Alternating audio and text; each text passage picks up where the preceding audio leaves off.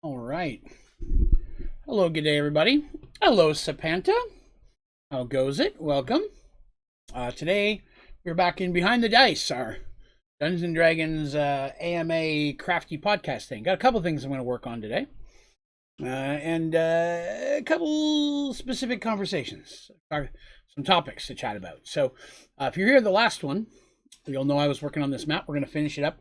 It's not that far from being done. I just got to finish this little section down here. So we're going to get that done. Then we're going to start working on a couple of different things. So I'm looking forward to that. Well, thank you for coming by, Samantha. Appreciate it. Let's see what we've got here. Where do we leave off? Oh, yeah, city pieces. That's what I was. So,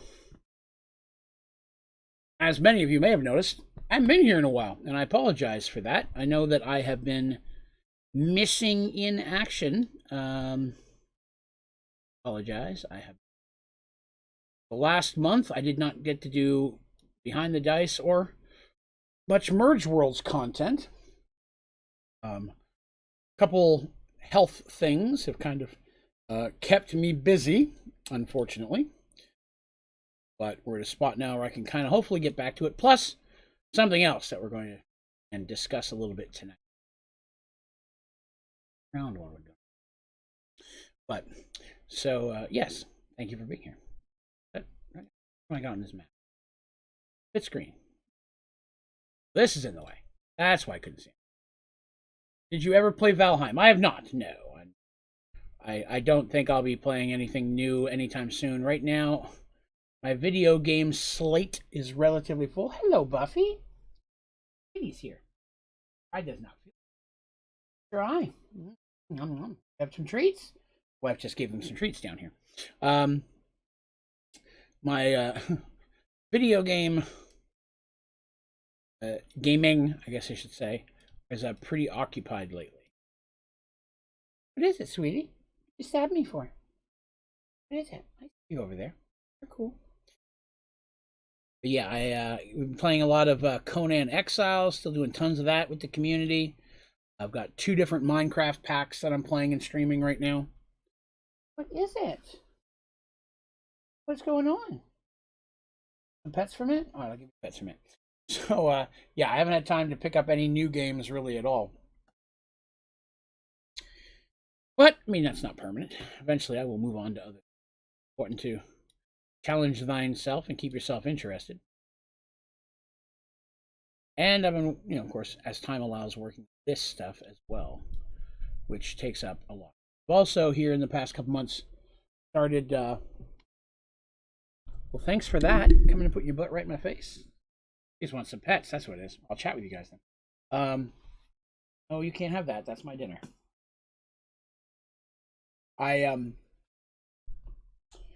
Dealing with writer's block.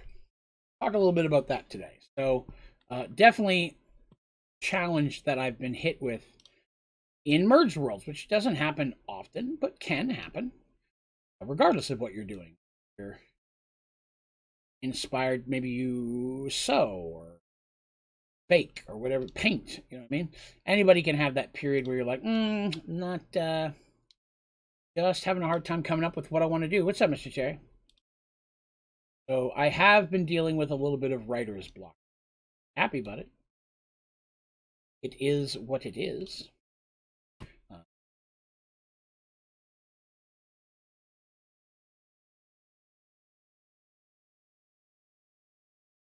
That's a little bit. So with Mergedworlds, the writing happened before. It's been a while. One of the snags I hit with writing is that I know the ending. And while it may alter a little bit from time to time, I pretty much know the ending. I know what's going to happen, how it's going to end. I know the several big key points that are going to happen throughout the story. And, but then, at that time, I also have to come up with stuff to fill in the spaces, right? And you want that to be interesting. You don't want your spaces to not be cool. You want to make sure that whatever it is you're working on is, however you're putting that together, is something that people will feel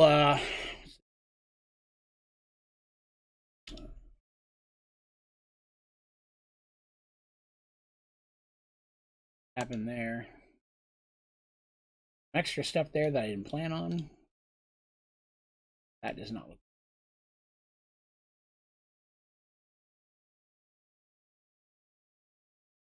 Trying to make kind of like a little courtyard here. Knowing how I'm going to get them from point A to point B. A lot of times, again, I have the majority of that information. I know key plot points and what needs to happen when and where. But then I'm like, okay, cool. Here's the overall story that gets him to here. Well, then I got to sit down. I got to write that story or that adventure, if you will. And one of the challenges that I'm coming up with at this point is that I'm having to write it differently. I'm not writing it as an adventure to be played. I'm writing it as an adventure or a story just to be listened to, which I've been doing for a little while now. But I've got a lot of the specific stuff I needed to get out that I knew exactly what was going to happen. And I'm doing that center area. So trying to tie together different storylines and story points, not always easy. So I've been dealing with that a little bit myself. I apologize. That's that plus been in quite a bit of pain. Teeth issue I'm dealing with has been slowing things down a little bit. With that little guy like that.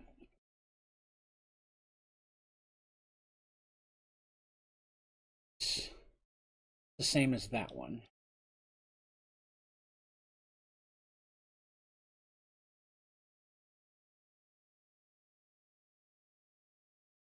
Here,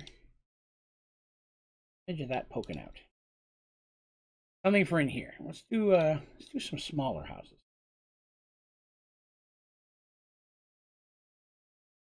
Poking around. There, ooh, a little round one. Oh. That right there, like this is a thing. Oh, here we go. Circle in the middle. So, of the parts that I'm struggling with, it's what I've been calling the artist's side of the story. And I do definitely want to clarify that it's not at any point meant to be Artis's story. It's everybody, but Artis is the de facto kind of leader of that group. And Seraph is, of course, the leader of his. And so, in my mind, it's the Seraph group and the Artist group. So I'm having to deal with those. The Seraph side, 100% I know exactly what I'm doing. Didn't, but I do now. I mean, that part I've got figured out exactly. So I know exactly. I'm actually pretty happy where that's going to go. But I'm struggling a little bit with the Artist side. I'm going to put this house right in the middle of the road and make it irritating for everybody who has to travel through there. I amuse myself. So I'm trying to make sure I come up with fun stuff for everybody. And they've just reached, at least that's where we'll be dealing with next, is they're just reaching the country they've been traveling, Eladon, where they've been going for a while now. And it's time to get that storyline going. And while I've had the over-encompassing idea behind the story, I was struggling to figure out what is it that's so different for me that I'm having a hard time here. And literally just kind of came up with it last night. And we're going to touch on, we're not just doing maps today. No. We've got other things we're going to do as well. I'm missing a big piece of my inspiration. It took me a bit to figure out what it was. Why am I missing? What am I missing? What in the heck is Draven even talking about in this moment? Nobody knows. But very often when I do any type of Dungeons & Dragons adventure, I start the same way. And that is, I dig out my monster manuals. Those books that give me all the information on the monsters and creatures and races that characters come across, outside of the ones I create myself, which I do a fair amount of. But for Dungeons & Dragons, it's, you do that. You use the stuff that's available. So I haven't been doing that. And I think that's part of my problem. That's the key point that I'm missing, because that's my battle beats that I break up the story. I'll give you an example. For those of you who've listened to Mergedworlds and may have listened to it even relatively recently, there was an adventure where our heroes went up to the north.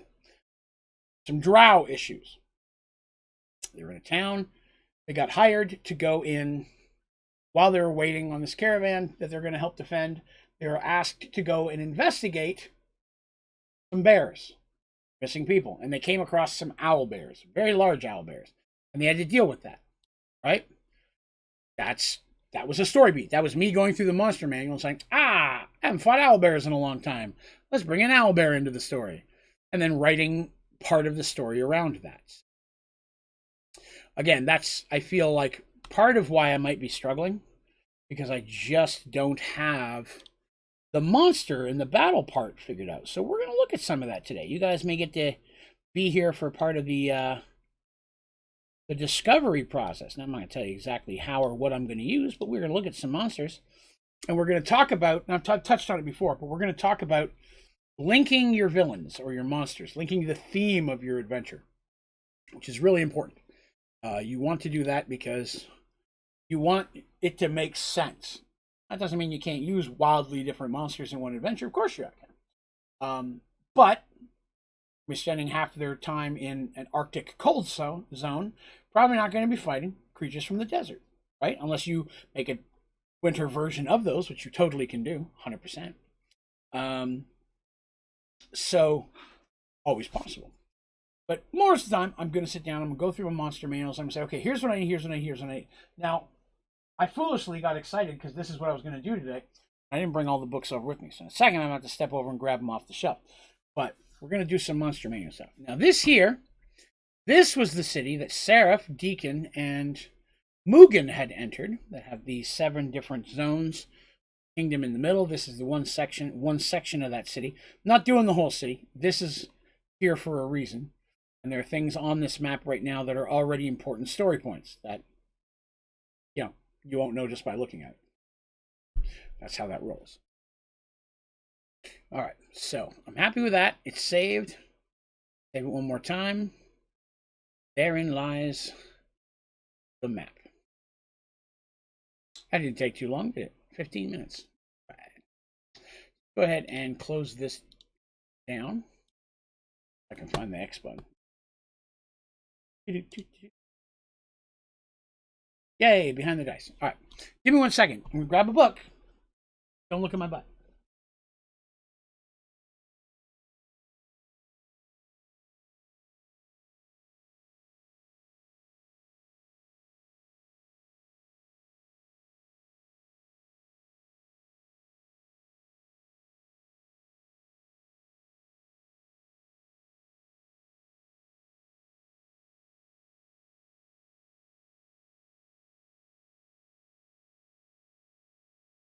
Now, as I've mentioned many times,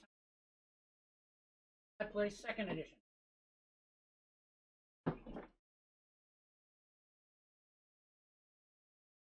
Bunch of heavy stuff on. Whew, that's heavy. I thought it was going to be. Raw. Okay. Let's take a look at the big window. Okay. All right. Ooh. Grab this. Grab this. See, a question. How did you make server for Chroma Sky 2? Website did you make? I didn't. Colonel Gaming, the guy I'm streaming with, Colonel made the server, and he's hosting it off his own PC. I don't believe he's paying for that server. So he's not using a website or anything to host it. He's doing it off his own computer. But he set all that up, so I'll be honest. Not sure how he set up the Chroma Sky 2 one.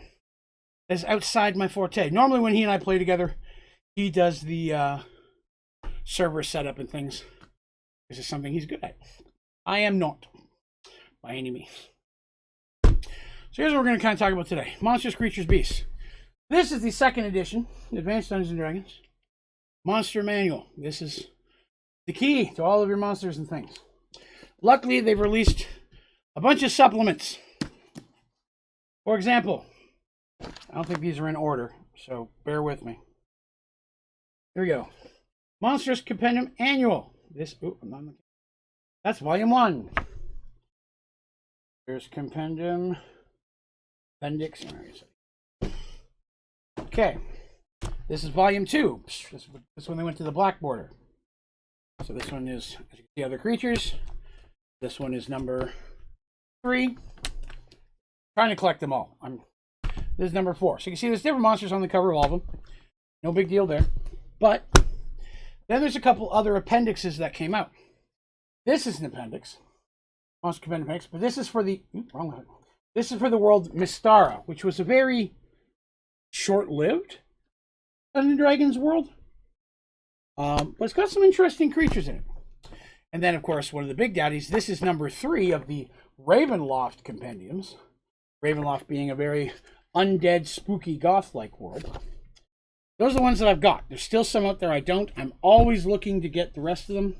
They're not easy to find, and when you do find them, they're expensive. Hello, Joe. Good day. So, today we're going to talk creatures. Talk monsters, about building your dungeon, or building your part of your world, wherever we're going to be doing your stuff. Man, my hair is a mess today. I got to get a haircut. I do not look sexy for you guys. We're going to start with the big one. I always like to start with the hardcover. It's got the most in it. It's got all of the basic stuff that you're looking for. It's got all your basic zombies. It's got your basic demons. It's got all your basic dragons in it. I keep saying basic because there are a lot of advanced levels of these things. There's a humongous amount of things that fall under the undead category. Things you've never thought of. Things that I never thought of. Finding these books. Same with dragons. Most people know when it comes to Dungeons & Dragons, you've got your standard dragons, right? You've got your metallic, you've got your chromatic. Gold, silver, brass, bronze, copper, maybe platinum. Those are your metallic dragons, which are historically the good dragons. Then you have your evil dragons, classic ones being red, black, blue, white, and green. And a lot of worlds, you have a Tiamat would be the evil one, which is usually like a 5-headed and such. All right, Sapanta, have a good one. Thanks for hanging. But you have your Tiamat goddess, which pops up in a lot of them. The 5-headed dragon queen is also in Dragonlance, but in there she's Takesis. So there's different names, same basic concept. But there are a lot of other types of dragons out there. There's your gemstone dragon, ruby, your topaz, so on and so forth.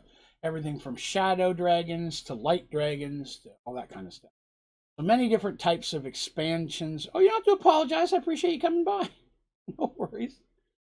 A lot of depth you'll find in these books. And 5th edition, the more common one that most people are playing nowadays, it offers the same type of thing. They have a monster manual. I have it, the 5th edition one, somewhere over there.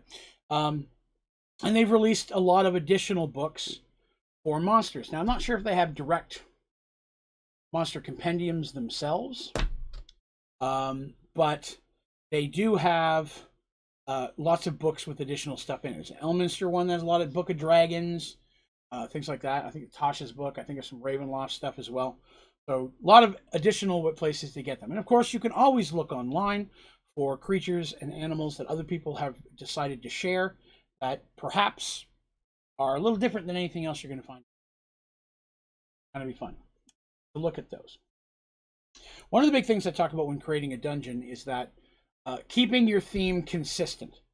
So hypothetically, and I've said this a lot, if you're building an underground dungeon that no one's been in 1,000 years, you can't fill it with living stuff. They've been eating. You know what I mean? What have they been drinking? I mean, if they're alive, how have they been living in this dungeon for 1,000 years? A lot of times that's where you're going to find stuff like your undead and things, because they can sit there for 1,000 years and it's not a problem. Doesn't mean you can't use living things. It just means you have to find a way to justify while they're there. They're in some type of spell, a stasis spell, and your heroes or your players entering the dungeon, opening it up for the first time in 1,000 years, breaks that spell, and now the stuff's moving around for the first time. I've seen that done many times. I've used it once myself, so a very common idea to use. But also when you're putting things together like that in your dungeon or your story, thinking about the type of area that you're in, like we talked about minutes ago. Creatures that are in a cold area usually or specifically have cold-based attacks. Putting those together, a bunch of undead together makes sense, but you don't want to put in undead that would directly conflict. Because there's some undead that hate other undead. I've done dungeons that were were creature based. So there's multiple different were creatures, where the end boss was a werelord, which is a type of creature that can control and hold domain over multiple different types of were creatures. That was the theme that held that dungeon together. It's this werelord enslaving a bunch of other were creatures and using them to terrorize the elves of Santriel, which earlier stories of Mergedworlds. Evil Egyptian undead elves that were hanging out pyramid way back in the very beginnings of Merge, which definitely going to touch on them again some. Yeah, so stuff like that. So when we're going through and looking, everything in these books are alphabetized. In second edition, original Advanced Dungeons and Dragons, they didn't come in books like this. Your first one was a binder, and it came with pages inside of it. Came with really cool dividers with real D&D art on it. They're really, really nice. But they were D&D binders. And then the expansions were literally packs of binder pages that you could then put in your big binder. It was a big binder, but it only had so much in it. As you bought the expansions, you put those pages in your binder to make it bigger and bigger and bigger. And I have several of those on a shelf in binders over there as well. And I do use those too. I just didn't want to dig all those out right now. So I have, on top of what I've already shown, I have a bunch of other Dungeons and Dragons style resources that I'm just not pulling everything out today. But definitely want to start with the big ones. So again, when we were talking about dragons a moment ago, talking about the different types of dragons, just right here in front of me, brown dragons, deep dragons, gas dragons, mercury dragons, mist, shadow, steel, yellow. And you can imagine that when it comes to their alignment, a lot of that stuff is going to fit evenly on the shelf. A steel dragon is a good dragon because it's still metallic. Whereas a yellow dragon, dramatic, it's going to be over on the evil side. That doesn't mean you can't switch that up. Alignments and things that you find, any resource in D&D is suggested, not required. You can change anything. That's the DM. If you're a player, same type of thing. Just because someone brings a blue dragon in, and blue dragons are always evil, doesn't necessarily mean the blue dragon that just popped in your story is evil. Be open-minded. Be like, okay, I expect this to be evil, but let's wait and see if it does something evil. If it attacks you, defend yourself. But as a player, be aware that your DM might be changing some of that around for part of the story. Maybe you have maybe there's a hero or something, somebody positive who was magically cursed or transformed into a blue dragon. So he's actually a good dude in a blue dragon, but everybody chases him away because he's a blue dragon and nobody trusts him. They're trying to kill him. They think the blue dragon killed the missing hero, when in fact he is them, but maybe he's enchanted and spelled in such a way that when he tries to speak, it's unintelligible. It came off the top of my head, but something you could do. So the story that I'm doing right now with the artist side, the artist team, they've arrived in they're arriving. That's where we're going to be starting off with the next episode of Mergedworlds, which is next week. And again, I apologize that the last couple episodes of Mergedworlds I haven't been able to hold them. I have been dealing with some medical stuff going on the past month and just some personal stuff as well that unfortunately I've had to miss a few. I'm back now. Next week is Mergedworlds. We're going to be having the Mergedworlds story. The week after that, again, there will not be a Behind the Dice, and I apologize for canceling again. I'm having a couple teeth taken out that day, which has been a large part of the whole problem I've been dealing with for a month. So they pop those out in the morning. I will be loopy and unable to talk D&D. It'll be funny. Maybe if I feel better, I'll try to hop in, but I might be on painkillers, so we'll see. But we're going to be jumping into the area of Caradon. Now, Caradon is a kingdom. A little bit of backstory for those of you who might be tuning in to watch this. When it comes to Dungeons & Dragons, the theme, it's a very standard country, right? When they show up, it's going to be trees and forests and some mountains along the edges and things. There's no extreme temperature issues. I don't have snowy areas. I don't have desert areas to work, which is good. It means I also don't have that limitation, because you can find a lot of creatures in a forest or in a mountain. I mean, that's 2/3. There's no oceans. I don't have to worry about sea creatures. It's all that way. Now, I know what the problem they're there to deal with is. Can't talk about that because that's giving away this. But on their way. Oh, hi, Bionic. Thanks for tuning in, buddy. G'day. On their way to that, on their way to dealing with that, and maybe while dealing with that with this kingdom, that doesn't mean that there can't be separate issues. And I like that. I like having that in my stories. And from a gaming point of view, side quests, right? You're traveling down a road and you're off to take care of something. Again, just a recent episode of Mergedworlds, great example. They're on their way after Seraph, trying to catch up, but then they find these people that were murdered, and they go and take out some goblins who had kidnapped some human females. So that was side quest. Gave me a chance for them to use some of their powers, show a little bit more character development, what they're capable of. And that way, it also a way of adding some story beats, right? You don't want them to be like, we're going after Seraph. 3 months later, we've caught him. That's boring. There's going to be stuff along the way. So while they're in Caradon, there are several story beats that I have to hit for the story to make sense. But I've definitely got room in between. And that's where I've been struggling a little bit with my own writer's block, because I call it, is just coming up with what's going to tie those together. And it's happened before. That's usually what my level of writer's block is. How do I tie something together? How do I put some stuff in here? Is it going to be a podcast, or is it just a stream? No, this isn't Mergedworlds. I'm talking about Mergedworlds, but this is Behind the Dice. So today I'm just streaming for about an hour and a half, talking about D&D themed stuff. Next week is going to be the Mergedworlds story. We'll be back to that next Thursday. Man, so unhappy. Look at these little tufts of hair sticking out here. Driving me crazy. I'm so homely with my hair. It curls up over my hat like this. It drives me. I have to go get a haircut this week. It's bothering me now. So today we're doing that. So today I'm talking about Dungeons & Dragons, monsters and creatures, and creating your dungeons, and how to potentially get past writer's blocks or difficulties in creating a dungeon. And what we're talking about right now is one of the best resources is your monster manuals and monster companion, the things that give creatures. Great inspiration in there. I also use music a lot. Music for me helps me set the tone of a storyline. If I'm thinking about a certain something I want in the story and the right song hits, usually I feel inspired and the story in my head goes to where I want it to be. When it comes to story beats, actual things happening, Monster Manual is a great way to break through any type of writer's block. And it's not something I've been doing recently. It's something that I need to.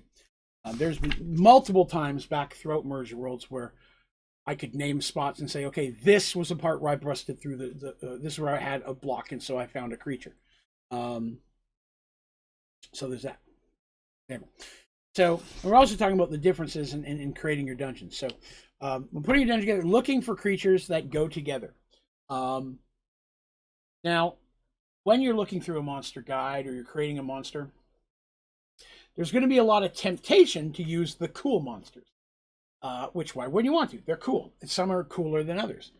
But you're like, I want to use this vampire or dragon, but my characters are level 1 and 2. They will kill them. The dragon will eat my characters. There are ways of still fixing that where you can use them, but I wouldn't hinge your adventure on it. You know what I mean? Just because, if you do that all early on, what's that leave you for later, right? You want them to work their way up. Now, that doesn't mean you can't take a powerful creature and dumb it down a little bit, or, what's even more fun in my opinion, taking a weaker character and leveling it up some.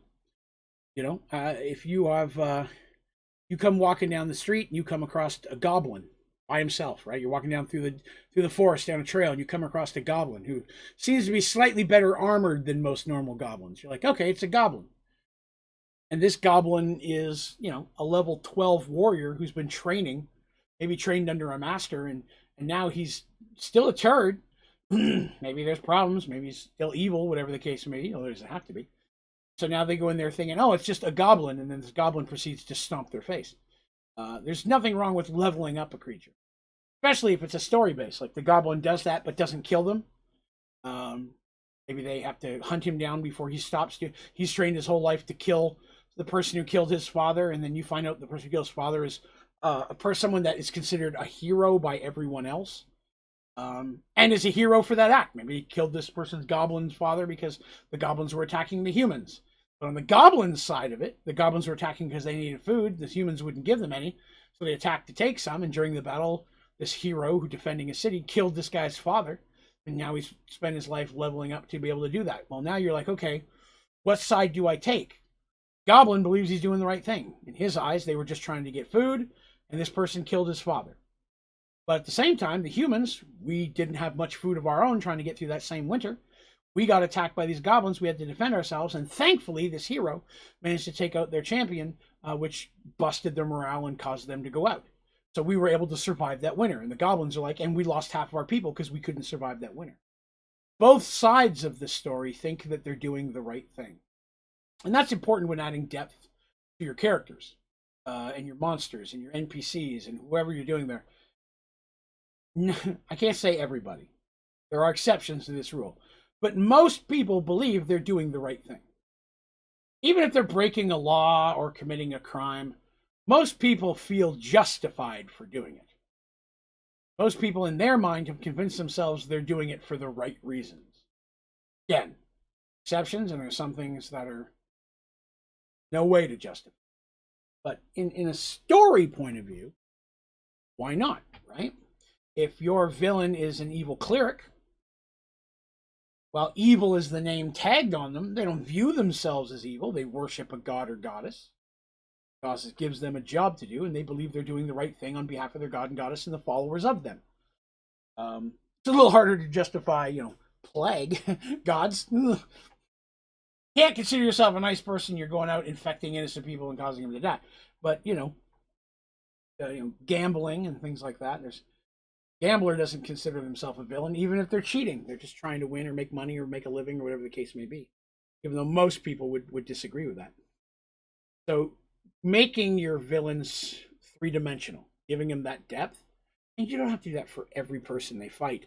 You have to do it for every NPC. But if it's going to be someone important to the story they're going to deal with a lot, giving them a justification will help make that a little more interesting for your characters. Especially if it's part mystery and they have to figure out who the bad guy is. Then they find out the motivations for the bad guy before they figure out who the bad guy is. And when they finally figure it out, they're like, oh, this is why he or she is doing this. Because they're doing it this way, because they're getting vengeance for this, or trying to get even with somebody, or trying to do something to expand the power of their kingdom, or their god or goddess. There's a lot of interest in a character like that. Then your people will start thinking like, well, do we kill this person? Do we defeat them? Do we put them in a prison? Maybe what they're doing, while it seems bad, isn't necessarily evil. We just don't want to go kill this person because they're a gambler and they're cheating. Get them locked up. That doesn't mean that down the road this person couldn't come back down the road as good or bad, right?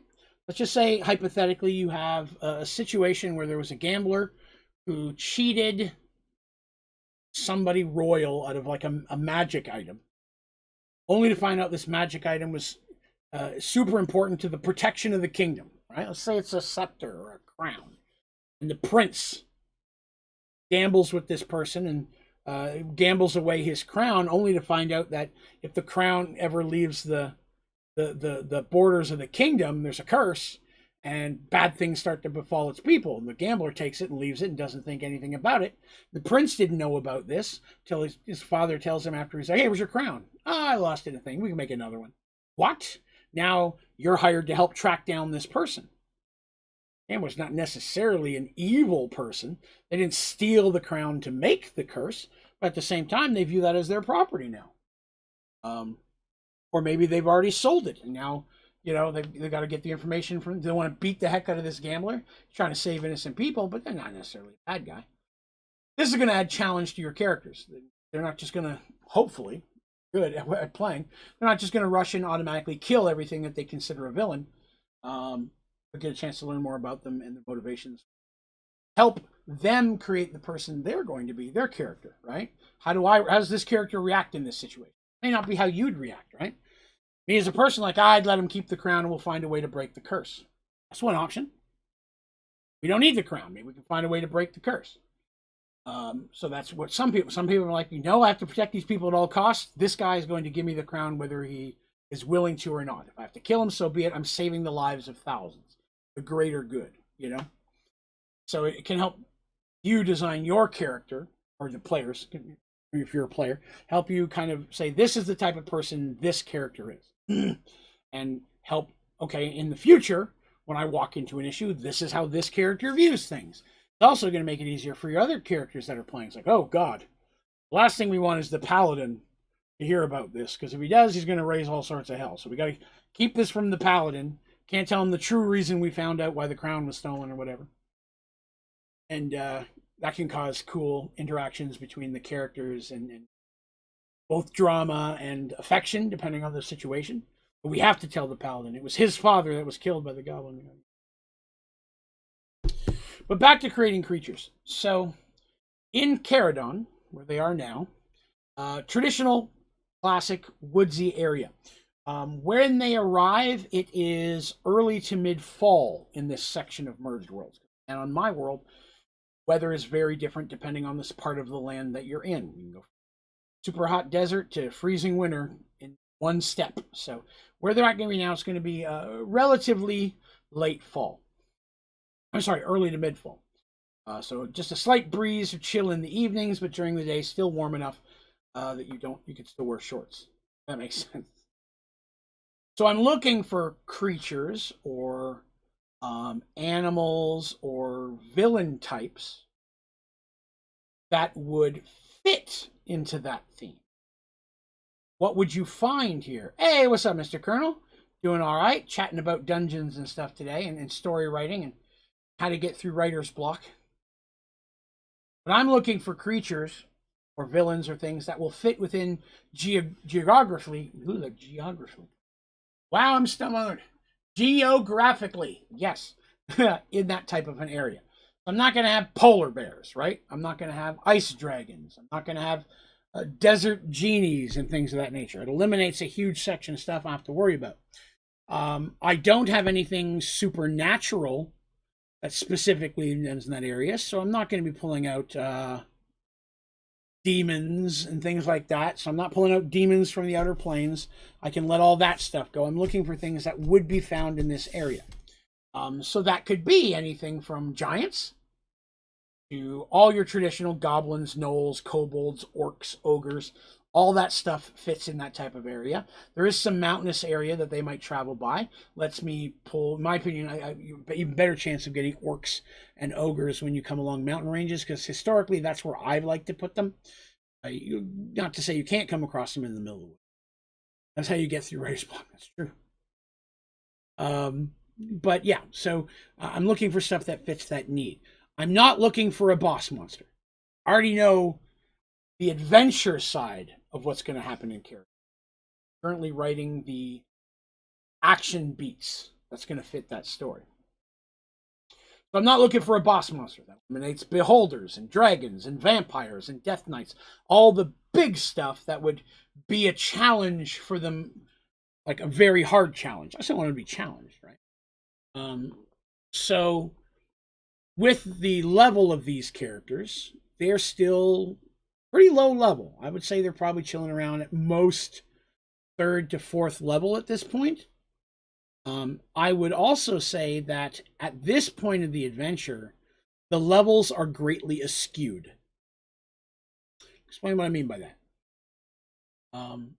In a regular D&D story, D&D game, if you're playing with the same people and the same characters, people are going to level up relatively at the same pace. Especially in current Dungeons & Dragons, where everybody has the same experience points goals, right? If everybody goes on an adventure, and at the end of the adventure, everybody gets 10,000 points, everybody goes up a level or 2 levels, everybody's going to be right in that same area. And that doesn't mean that just by class there can't be things. Wizards are always way more powerful by the time they get to high level, whereas warriors are way more powerful low level because they can still do a bunch of stuff while the warrior stands in the back, or the wizard with their 1 or 2 spells. And that paradigm shifts greatly the higher in level the cleric and the wizard go. They go from being the squishy to being the powerhouse, and the warrior becomes the more of a tank. In many situations, again, exceptions to every rule.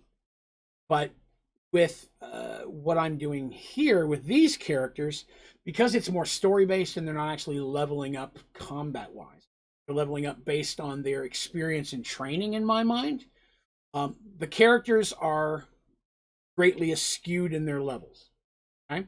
So again, let's talk about the 5 main characters in the story I'm writing right now. We have Artis, who is a cleric of the god of truth, princess of serenity.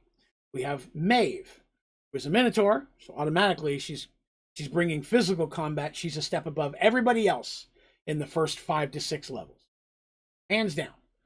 Just with the strength and combat training they normally have and their natural abilities, Minotaurs are going to be the powerhouse early on till people's other skills kick in.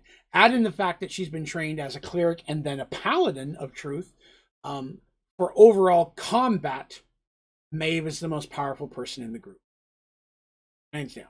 Maeve is their powerhouse. But because she's a paladin, a little bit more limited in some of the things she's willing to do or is able to do based on her creed and what I'm looking for.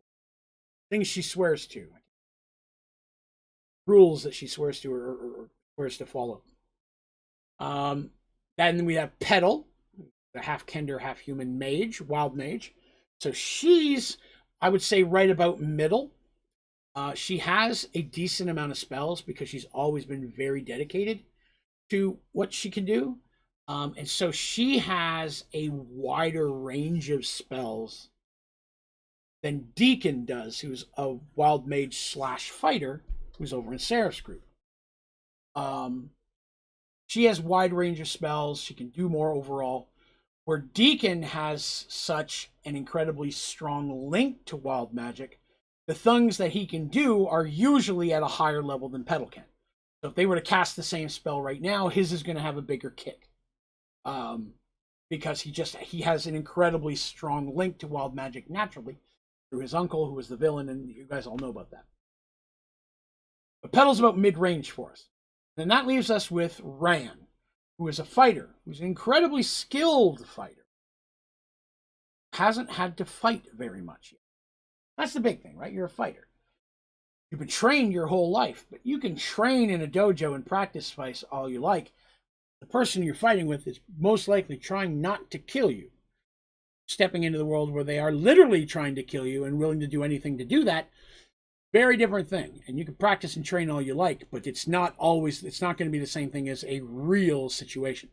So when it comes to combat, Ran has the most training, even more than Maeve. When it comes to the precision or the tactics of physical combat, using weapon and so on and so forth, he has most of it, but he has the least amount of experience using it. So he's actually would be, in my mind, the lowest level of the 4 main characters. In 2nd edition D&D, people leveled at different rates. The amount of experience you needed to hit a different level was different based on the class you were. So very possible a fighter will level up 1 or 2 levels higher than the wizard and the rogue will. Because they're just getting all that combat damage early on. Woo! Sneeze my head off. Sorry about that. 5th edition, it's more lateral, but 2nd edition, it differs. And in my mind, that's still how I'm leveling them. So I'm playing them that way, writing them in that way. Artis is mid-tier. Her and Petal are mid-tier when it comes to combat. They're both as good in their field. Being the princess, she's going to have had more chance to go out and get involved in some things, at least locally, that Ran would not have. Petal as well. Petal is not a battle mage, which, if you remember, is a whole specific class kit in Mergedworlds, in my version of D&D, where you're literally a mage trained to fight with warriors. You are part of an army, a military group, whether it just be 2 of you, or whether you're in the middle of an army of 1,000. You're trained to work with soldiers. You are a battle mage. That is not Petal. So her training, while she's practiced with her friends, and as they've grown up, they've been in adventures, they got to use this. She's not been trained to work as a cohesive unit, and neither of those people have been trained to work with her in that same way. So that's something that they have to learn, that the main characters of Mergedworlds, Dandy and Darsh and Artemis and Mercy, they had to learn themselves starting out. Stand back out of the way when Darsh is doing stuff. Keep Artemis protected when she's healing stuff. They've got to learn those things as well. And then the one wild card, of course, in this group is Kip. Kip is the rogue in this adventure. Who we really haven't had a lot of opportunity to really show off how capable of a rogue is he, right? Low-level rogue is he? High-level rogue. He's a half-elf. Over 100 years old. Still looks like he's in his early 20s, but he's like 100-plus years old at this point. So Kip has been around for a while. I mean, for all they know, he could be a 20th level bard. He is a bard, per se. He's not really a rogue. He's a bard. He's not a 20th level. But I'm just saying, he's not had a lot of opportunity to really jump in and use that. He has used his music and storytelling to help them in several situations with the when they were in that frozen area recently with the very warrior-like Viking kind of race. Battle songs and stuff he did acclimated them to them and kind of brought the people around. So for some bard skills, he definitely has levels. I would say it's safe to say that as a bard, he's a higher level than anybody else in the group. I wouldn't say he's like way higher, but he's probably got at least a few levels higher than the rest of them. And as an NPC, a bard, in order for him to have thief skills that are even slightly useful, he's going to have a few levels under it, because his points and skills and abilities are being half divided over traditional thief and half divided over bard skills. For him to have thief skills that are adequate, I had to bump him up a little bit so he had that. But it was important to me not to make him uber powerful, where he's doing all the work for them. I don't want that at all. He's filling that need of a rogue, and he's fulfilling that need of the story to give Rand someone else to become friends with, so he's not spending all of his time focusing on every second of my life, I have to protect the princess. He actually has a friendship, and because he's friends with all of them, but he always has that going on. It was a way for me to give Rand a way to step out a little bit and friends with someone else, bring another dynamic into the group. So again, I'm looking for creatures and monsters and villains to throw into my adventure right now that's going to fit with that demographic, right? So from what we talked about, I'm not going to put him in a dungeon that has tons of traps. Kip is a bard. He's got some skills to be helpful, but he's not a professional straight-up rogue, so he does not have the high trap finding and picking and all that stuff. If anything, his probably best skill is going to be pickpocketing, because he's a little bit more on that side. We saw him steal the apples earlier. He's a little bit more on that skill, less of finding and removing traps and things. That's not really his forte. He has some skill in it. That's not his big ones. Moving silently, hiding, definitely pickpocketing. Those are where a lot of his stuff is going to be. As an elf and his extra dexterity, half elf, climbing and such, which climb walls is a rogue ability in 2nd edition, is something he's going to have more points in. So I don't want to put anything in there that's super hard trap-wise in the story, because it's unbelievable. And I'm trying to write the story in the same mindset I would if I was writing the adventure for these characters to actually play. I don't want to put stuff in front of them that there's no chance they could get through. Because even though I'm just sharing the story in this situation, Mergedworlds, I'm telling the story to people who aren't actually playing it, those people are still going to come back from like, not sure if buy this. Not sure if he could pull that off. And I don't want that. I don't want that to detract from the story. So these characters are not going to get very powerful, like super powerful very quick. It is going to be a very slow and gradual climb for them, much as it was their parents. Which allows me to a lot of different levels worth of things for them to have to deal with. So here we got right here. This is a Gibberling. Okay? Gibberling, great creature to use in a very early low-level adventure. Okay? 4 to 5 feet tall. Man size or smaller, right? Not huge. Okay? Not super strong. Chaotic neutral. So they're not necessarily evil, but they have very low intelligence, so they're more likely to attack a group of party just to eat them or take their stuff. They're not necessarily out to take over the world. The best part with them is that they don't do a ton of damage. They're a low-level creature, and they're using usually daggers or short swords. They're a little more limited on the damage they do. But you can find them in packs of almost any size. So based on your characters, you can be like, oh, these characters level 1. 5 characters level 1. I can fight 4 or 5 Gibberlings. Fair fight. Oh, they're level 4? Okay, there's 15 Gibberlings now. You know what I mean? My warrior is going to be strong enough to kill 1 or 2 of them in the first round. I'm going to have more than 1 apiece. So that's one way to keep the party challenged, is take those lower level creatures, but give them a bunch of them. They only do 1 damage. Yeah, but if 10 of them hit you, that's 10 points of damage. That adds up really quick. Now you need somebody who can do some type of AoE damage, who can take out a bunch of things. And that's great for, again, a low-level wizard to finally step up and really step into their own and be helpful to the party. It's like, okay, I have a very weak spell. Say it's a weak fireball, as if there's a weak fireball. So I have a weak fireball type spell I can use. It only does 2 damage, but it'll do 2 damage to everything. Okay, sweet. These things only have 3 or 4 hit points. You just took out half of everybody's hit points of the 20 guys running across this valley to kill us. Sweet, I'm a low-level mage, but I really stepped in and helped out, because I only killed 1 or 2, but they're all on fire, and they're all burning, and some of them may die even before they get to us, and the other ones, now we only have to do less damage to hit them. It's a great way for the mage to step in. So coming up with some of those ideas as the DM, I know my mage has this spell. She hasn't really had an opportunity to use. Let's give her a spot where that would be useful. Still up to her to figure out to use it that way. She may not.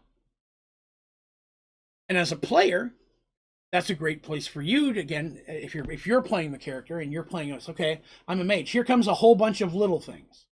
Well, instead of me using one big spell at a dude, why? They're all a bunch of little. What do I have that could hurt them or slow them down? Maybe I'm a cleric. I'm going to use something that makes the vines wrap around their feet. So even though there's 20 of them, 10 or 15 of them are kept out of combat for a couple rounds trying to snap out of these limbs and things of trees and vines that have wrapped around them. That buys your other characters time to take out the first wave, or to take out a bunch of them enough that when that second wave gets there, they're not dealing with the whole group at once. So when there's a large amount of things to fight as a player, it's not always about how much damage can I do, who's the strongest, who do I take out the strong. Think about how you can inhibit them to make it easier on your group. And of course, clerics bring other things to the party, like spells that can bless and make all of your heroes better in combat. That's another great one to cast. Of 20 guys coming across the valley, how many rounds do I have? 3 before they get to us? Okay, I'm going to cast Bless. I'm going to cast this thing. I'm going to cast this thing. Now you got 3 perks on you by the time they get here. Everybody's got 3 things helping them be stronger. And now I can do my whatever spells.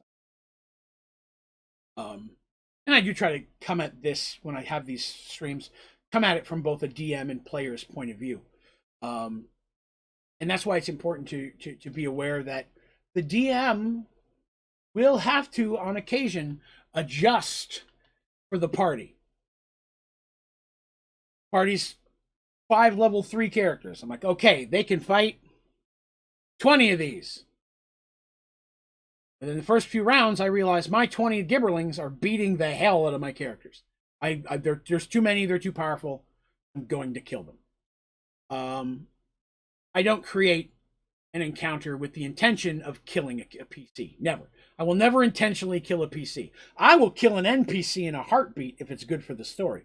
But everything. But the actual main characters, no. I will put them in a spot where there's a chance they might die, depending on how well they do. And the dice decides all. But I never intend to kill a character. So if I've put them into a spot where I know that I've put them in, now I'm going to kill them. They can't beat this. Now it's my job as a DM to level that out. The gibberlings are attacking. Okay, well, while this is happening, a knight was passing through who charges in to help. And this is a relatively high-level knight or paladin who jumps in and basically saves the day by taking out half of them all by himself. You know, who that gives, now I've just introduced an NPC on the fly I hadn't expected to. Maybe that opens a door. What are you doing here? Oh, you're traveling to this town? I'm going that way as well. I'll travel with you as far as that. Okay, cool. And then the paladin leaves when they get to the town. That's a character I might bring back into the story down the road. They're more higher level. Maybe he's like, hey, remember when I helped you way back 15 years ago? I need your help now that you're kings and queens and merchant lords and thief guild leaders and whatever the case may be. I have come back to ask for you to repay that debt from when I saved you from them 20 gibberlings when you were level 3. As a DM, it's a great hook to, I've thrown him in there, and set that guy on a shelf. Wait on that. Great example in Mergedworlds, as you'll remember early on, they had to deal with Sir Niklos, same Cavalier Paladin, who didn't save them. They had to fight him in a duel, but his purpose was to provide information. They learned more about the adventure they were on and the quest and so on and so forth. And I now have an option to use, okay, I've introduced this new paladin who's saving them while they're traveling to that town before they go separate ways. Maybe it's a chance they can be like, are you from here? Yes, I've lived here all my life. Oh, do you know about this haunted castle up there? Yes, I've heard of it. I don't go near it. It's evil. You know, or aren't you a paladin? Yes, but it's too evil. I would never dream of it. Or did you hear about the curse on this village or the thing that's been going on over there? I have not heard of it. Or yes, I have. Blah, blah, blah, blah, blah. The great king was there, or a king was a turd and did horrible things to his people, and the people revolted and put him to death, and now his ghost haunts the ruins. The paladin may have information, or whoever helped them doesn't. But in that situation, it's a on the fly thing where I can turn that around to be a benefit to the story. Made it too powerful. Now I gotta do it. Maybe it's a dragon that flies by and sees the heroes, lands real quick, eats a bunch of gibberlings. Says, "Are you okay?" Yes, good. Stop getting in trouble. Flies off. You know, again, doesn't mean I can't use that dragon later. I've just opened up a door for myself. In the same vein, the DM may have to adjust the story the encounter in the opposite direction. You're level 3s. I send in 15 or 20 gibberlings. First 2 rounds, you've killed all but 2. I've underestimated what you're capable of doing. It can happen in any adventure. You may just get some really good rolls. Maybe somebody had a magic item or potion or something I wasn't thinking of that really worked well in this situation. Wiped out half of them without me thinking, oh crap, I forgot they had this wand of fireball or whatever. Now I have to, this isn't challenging, I have to make it more challenging. Maybe the second wave comes in. Maybe there's archers up there that start shooting, and now they got to worry about range stuff. Or maybe the leader of the gibberlings shows up, and he's a hoss. He's like 8 feet tall, huge, maybe some type of magic resistance. Maybe he's got a ring, something on there that they can get as a reward now for having to fight something harder. I think super story breaking, but maybe he's got a ring of deflect missiles. So whatever they've been using to take out all the little ones no longer works. They have to find something else. Still not going to put them in a spot where I'm planning on them to fail, but I have to add that challenge level. My archer did everything. Archer killed everybody from the back before anybody entered melee. Here comes this gibberling. I'm going to shoot him too, and it just deflects off him because he has a missile defense ring that blocks non-magical missiles. Or force shield around him, and they've got to get he's got a necklace on. They got to get the necklace off him before they can penetrate his skin. Something weird like that. Hard, but doable. So when writing a story, be aware that it's okay to change what you were going to do, especially as a DM, for the better or worse. Oh, hold on a second. I just realized the camera got all foggy there. Let's see if I can clear this up. There we go. I just wanted to wave. Hi, guys. But no, being able to create that change on the fly like that, you'll get better with it with practice, but it's important to be able to do that because you want to make sure that everyone's challenged and having fun. Losing all the time is not fun. But winning all the time without a challenge is also not fun.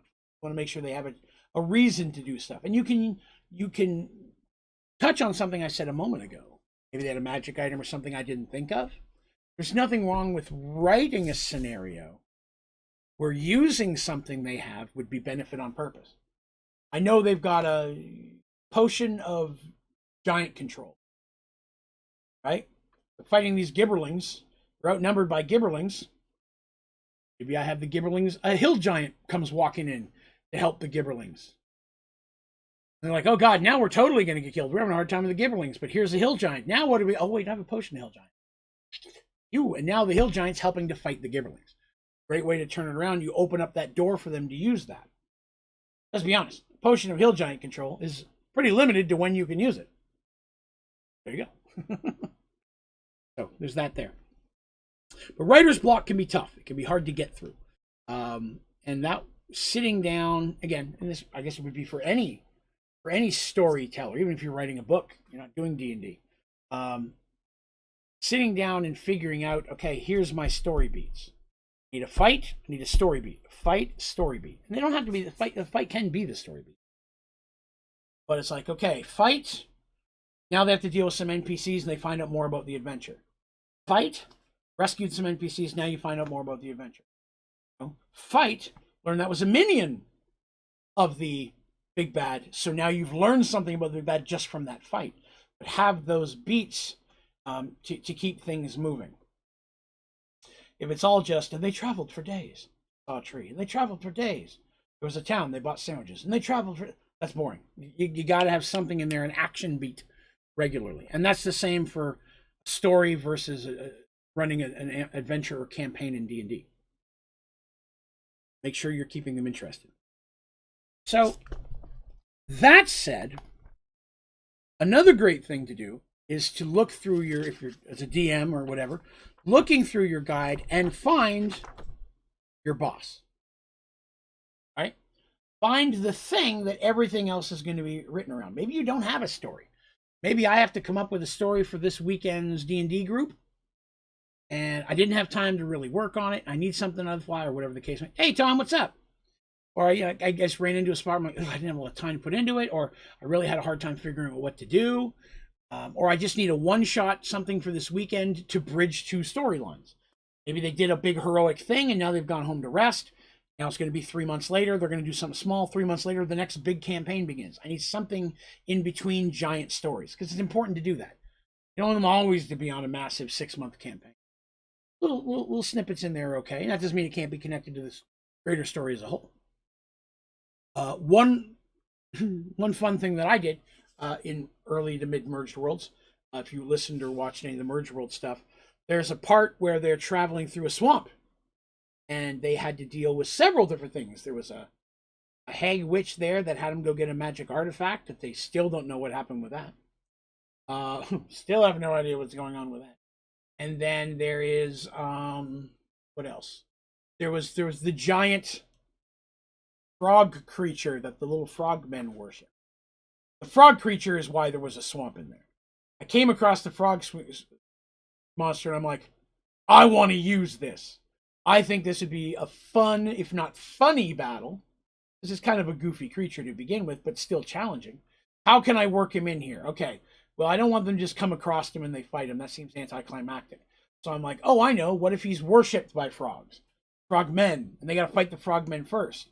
Well, if they're fighting the frogmen, why would they go to... Oh, they kidnapped somebody. Okay, cool. Frog. No, it was a giant frog. It was a multi-eyed tentacled frog. And it stood like about 12 feet tall. It's huge. You doing well? Was your birthday? Birthday was all right. I mean, it was a good time. Spent some time with my family. Didn't do anything super out of the normal. I was pretty sore most of the day, unfortunately, with the tooth issue. Did you get your email? I got several emails. Yes, although off the top of my head, I don't remember what it was concerning. And I apologize. I know it was back on my birthday. I will have to go back. Frog Hometh! Yes, the Frog Hometh. That was the one. I used the Frog Hometh. He was a massive dude. And I came across it, and I'm like, I got to work this into the story. It's too silly not to. So they captured Miasha, and now they had to go save Miasha, and she's floating tied up on a raft to be fed to the Frog Hometh. I'm like, it was a great way of that whole thing. And then while I was in there, I'm like, well, now they're in a swamp. What else can they fight while they're in the swamp? And that's what I'm touching on right now. You're like, okay, I found my boss creature. What other creatures in here, or in this guide, or in this guide, or in this guide, will go along well in a swamp? Look for creatures that say swamp. And in these books, it usually gives you an idea. Like right here at the very top. This is a harpy. Okay? Here's a harpy. In temperate, tropical land or coastlines. This is a Hitori. Okay? Deserts. This is like a crocodile swim creature that swims under the sand. So it's like half crocodile, half Tremors, if you ever saw that movie. But deserts, it's like, okay, cool. I want to look through and find other creatures that fit within that ecology, that geographic area that would fit along with this story. And that's when I came up with the idea for the Hag Witch, who wanted the necklace, which they went and got, but they don't know what for. And yes, of course, I know what for. And yes, it's something we'll deal with again in the future. With it right now, we'll deal with it again. And that's me opening up doors for the future. It's me putting something into the adventure that doesn't quite fit and leaves the PCs wondering until they forget. Doesn't cross their mind long enough that it makes sense to slide them in. I like those long-term payoffs in my story. Like in just story reading overall. If I'm reading a book of 12 novels, I get to the 10th, 11th novel, and it does a callback to something that happened in the first thing that I thought was cool and we never heard of again. And that's what that small action in the first movie that was kind of interesting but didn't have a whole big effect ends up affecting all the stuff behind the scenes they didn't know about, and now they got to fight this villain because of it. That's awesome. That's great pre-planning. I want that in my stories. So I try to plant those seeds whenever possible, both positive and negative. Probably the most effective seed in Mergedworlds, hands down, is the prophecy about Sarah. Let's be honest. 3/4 of everything that happened after that was somehow tied to the prophecy of Sarah. Right? The whole Daedalus storyline where Raven had to fight his brother, right? Shastra trying to kill him, opened up to having to go save Michael's soul story. That was all because of the prophecy. Everything with the man in the hat, everything Seraph is doing now, all of this based around that one prophecy that at the beginning was just a small thing. You know, before the thought of Seraph even existed, the prophecy was there. It just didn't mean anything until you found out she was pregnant with Sarah. So that one I think is hopefully, like to hope, is going to have the best payoff of anything I've ever done in Mergedworlds. The goal, anyways. But it definitely has had the most effect on future stories, hands down. And I like to know what's coming down the road. When I'm writing my adventure, I want to know how it's going to end. In my opinion, it makes it easier to get there if I know where I'm supposed to end up. That's like anything else in life. If I know I'm going to take a trip to California, it's easier to plan on how I'm going to get there if I know where the end of the place I'm trying to go is, right? Clearly not going to go east to New York. Makes sense. I'm going to go west to California. Hello, Fruitcake. Welcome. I'm doing well, thank you. Hopefully you are as well. Welcome.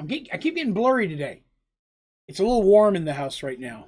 Our AC's being funky, so I think the heat's affecting the blurriness. I apologize if I'm blurry. Or I could just be a large, out-of-shape person. Out-of-focus person. Never know. Yeah, so when it comes to writing your adventures and things, having those story beats and stuff for down the road. Thomas' question. How often do you create a whole new creature? Would you rather repurpose an existing creature if none exists to suit your needs? Ooh, great question. Great question. How often? As needed would probably be the easiest answer to that. I know it's not a good one. But quite often, I would say I've done it quite a few times. I can give you some examples. Easy in Mergedworlds, right? Draven, vampire, half whatever he is, half demon. He comes from his father and him were living vampires on a whole other world, right? That doesn't exist in any of the D&D stuff that I've ever come across. I mean, living vampires have existed in other types of stories. There's some Dracula type of thing, living vampire. You can look at, what's another living vampires? You can look at Blade. There's a born, raise, live, get old. Those type of vampires exist as well as the kind that get. So living vampires, Morbius, technically, is another one like that. It's not, purely an original, obviously. But creating them with the skills, the abilities, the pros and the cons, and the way that they work within Mergedworlds was very much me doing that. I would say that Mergedworlds, I have greatly repurposed Kender. Kender on Mergedworlds are very different than traditional Dragonlance. I didn't intend to make them that way. Dandy really led that. As Dandy grew, and the way she was played, and the story led me to run stories which caused her to grow in the same way, where she became definitely much more serious than the traditional Kender, but still had the opportunity to be silly like it. The young lady who played Dandy was great at flipping that switch on and off. Be all adventurous and this and that, and all of a sudden in the middle of just a story about a goat sucker bird in the middle of nowhere, least expected, going off on a crazy tangent that made no sense. Very good at doing that. But definitely Kender have been in a very different way. I've also made quite a few changes to Minotaurs. I'd like to think I've given them more depth. I love Minotaurs. I've always loved Minotaurs. I love books about Minotaurs. Minotaurs never have any depth. Or either a villain, a monstrous villain that doesn't even talk, it just growls. Or it's just they're very, we're going to fight and die to win and honor and this and that, and there's nothing more deep than that. I wanted them to have personalities and reasons. Darsh gave me that opportunity to really, because I didn't have one in the original adventure. We had Minotaurs, we had Taborik. Again, I was trying to add depth to him in the same way, while there was the villain, Kaborik, his father, which we did that on purpose. As father and son, we thought the name should be somewhat alike. Was a turd, but with different type of motivations. So we got to start building that, and that's why when I call him, when he shows up, and Taborik, when Taborik shows up, he's got that very regal, honorable, like very knowledgeable kind of sage about him, because he's a fighter, but he doesn't have to. He's learned a lot in his time. That's something I've tried to bring into that role. But when it comes to monsters and creatures, they're going to fight. Of course, that's probably where it happens more often, right? There have been quite a few monsters and creatures that they've dealt with that are mine. And a lot of times I mix them up with things that aren't. A good example of that would be when they were doing the Sea Elf story back before the kids really were a thing. They were trying to help the princess and Gipper and all of that. They had to go to this underwater city thing, which was a giant creature just underwater, that inside of it creatures lived and were fighting for control. That, not a D&D creature. That's out there. That was something that I repurposed from something else, another fantasy themed thing. Again, not trying to claim 100% originality on everything I do by any means, but there's that. Trying to think of other ones. I know there's a ton, and I can't think of any off the top of my head. For me, when it comes to repurposing monsters, and I do it a little bit more often, I think, with the villains than I do the minions. Even Daedalus, Draven's brother, had a bunch of regular vampires that worked for him, other than Shastra, of course. But a lot of times I'll create a boss that's a special way, or a take on a boss. The Draco Lich that they fought in the Sands, that basically was what was causing that world to be destroyed and taken over by undead. That was a Draco Lich, but I repurposed it quite a bit into what I needed it to be. The Death Knight that was in there that they fought, same situation. Classic Death Knight, but put him into my story and wove him into the lore of why the others hated him. He wasn't just a Death Knight, he was a Death Knight that screwed over this group of people specifically. And I changed their abilities, and that's probably the main thing. A lot of times, in the way they look and act, it's going to be along the same lines, but I change their abilities by either making weaker more often than I make them more powerful. Some D&D creatures are just, I mean, unless you're rocking a bunch of super high level characters, most people are not going to survive. And honest to God, played correctly, Beholder will wipe out most parties. If the DM is not holding back, if he is legit playing the Beholder and using its capabilities as if it was trying to survive, there are few parties that are going to survive that fight. So, you have to, if you want to bring a Beholder into your story, you're going to have to dumb it down. Unless you've got 4 level 20s marching in there. Then it's an even fight. But it's like, yeah, I have an eyeball that can disintegrate somebody. Literally disintegrate them. They no longer exist. They can't be healed. They can't be brought back from the dead. They are gone forever. And I can just look at you and do that. Of course, that's the first thing I'm going to do as a Beholder if someone's attacking my house. I'm like, okay, you're big, Minotaur. You got to go. Or, oh, is that a cleric or a mage in the back? Going to get rid of them real quick. The first thing I'm going to do is take a character out in the first round if I'm a Beholder. That's not fun when you're the players. It's like, one of us is dead. Let's go fight it, you know? So, dumbing down creatures, or definitely limiting their abilities and skills and such,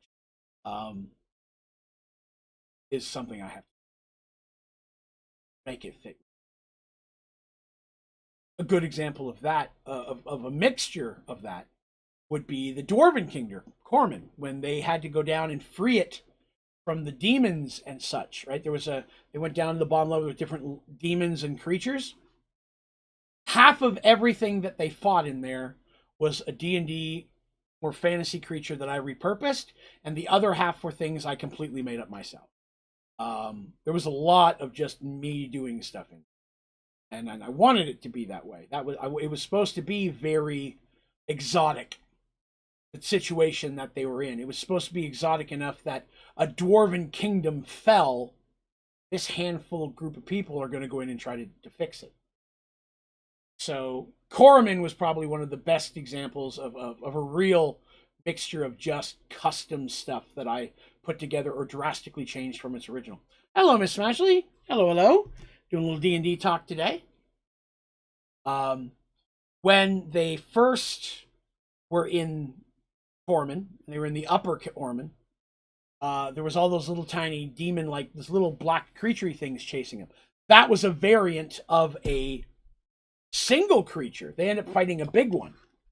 That was like the queen. The queen is a real type creature, but all the minions and the little ones and how they acted and how they swarmed and all that, that was me coming at it from almost like from an Aliens concept, where I'm like, okay, what if she's just dropping eggs everywhere, and then those things are dropping eggs everywhere, and they're popping out, and they're these little fiendlings, I think I wrote. I can't remember the name exactly correctly.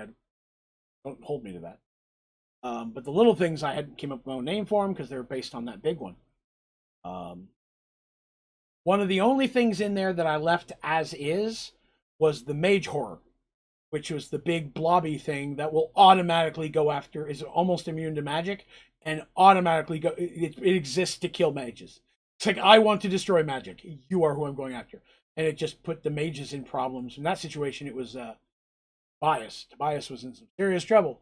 When the Mage Doom, when the Mage Doom showed up, that was a problem. I don't think the Mage Doom, I believe, is in one of the. Pull up a picture of that. I don't think he's in the standard one. Let's see. Today, Miss Smashley, we're talking about overcoming writer's block, a little bit anyway. Some things like that. Let's see. Mage Doom is not in that one. We're going to talk while I'm looking. We're talking about some of that stuff and how I find ways of getting through that, which is something I've been dealing with a little bit lately. I said this earlier. Some of you folks weren't there yet. I apologize for not having any episodes of D&D content over the past month. Not only was my birthday in there and some family stuff going on, but I've also been in considerable amount of discomfort because of some tooth issues, which I will be having several teeth taken out on the 23rd. So next week is Mergedworlds. The week after that, I won't be able to talk. So that week. Here's a Mage Doom. That's a Mage Doom. See that big tentacle thing? It's got a big lumpy arm and then a long tendril arm, and it's sucking on face. So lawful evil, straight out of the gate. This thing is not a friendly guy.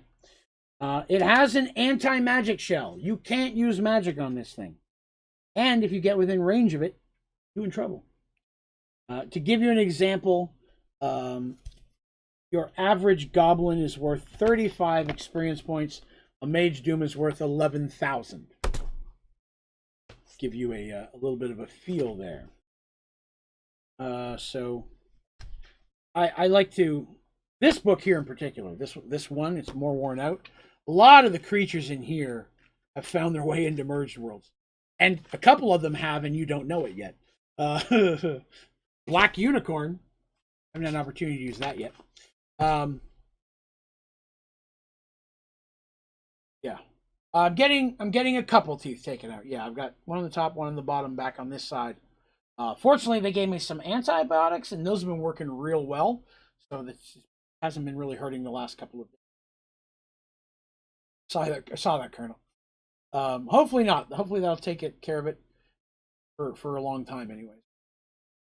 But yeah, so that was a great question, Tom. I appreciate that. How often would I repurpose a creature? I would more commonly I repurpose, but I like to create my own stuff. I really do. I like when I have the opportunity to sit down and design a race.